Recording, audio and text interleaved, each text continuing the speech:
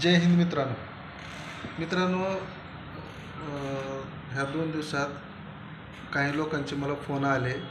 त्यांचं म्हणणं असं आहे की साहेब आमचं सिबिल खराब आहे आणि माझ्या सिबिल काही लोक म्हणतात की माझ्या सिबिलवरती सेटलमेंट म्हणून आलेला आहे, सेटल म्हणून आलेला आहे.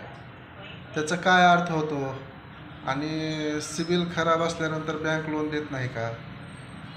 हे सिबिलची काय भानगड आहे, असं काही लोकांचे फोन आले होते. आता मी त्यांना एकाच ह्याच्यामध्ये सांगतो, बाबांनो, सिबिल म्हणजे बँकेचा तुमच्यावर असलेला भरोसा, विश्वास. आता बघा, ज्याचं सिबिल चांगलं आहे, 700च्या पुढे आहे, 700 750च्या पुढे आहे, म्हणजे तो माणूस व्यावहारिक आहे, हप्ते बरोबर वेळेवर भरतो, असा त्याचा अर्थ बँक धरत असते. आणि सेटलमेंट म्हणजे जे विश्वास, जे भरोसा बँकेचा तुमच्यावर आहे, त्या विश्वासाचा गळा दाबणे. त्या विश्वासाचा गळा दाबणे म्हणजे सेटलमेंट.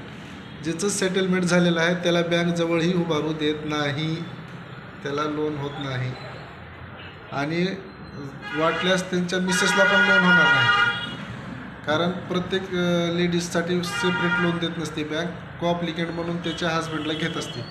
जर हजबंडचं सेटलमेंट असेल तर त्या वाईफला पण त्यांच्या लोन होणार नाही. तरी आणि काही म्हणतात की बाबा शासन सिबिलची आवश्यकता नाही, सिबिलची आवश्यकता नाही असं म्हणतं आहे, मग बँक कसं काय विचारते? अरे बाबा, शासनाचं काय घेऊन बसलात? शासन तर 15 लाख रुपये बी देऊ लागतं तुम्हाला, आलते का अकाउंटला? म्हणून तसं काय गृहीत धरू नका.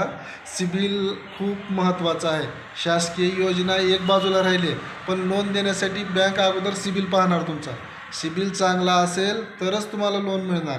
सिबिल ज्याचं चांगलं नाही किंवा सेटलमेंट झालेलं त्याला लोन भेटत नसतं आहे. आलं लक्षात?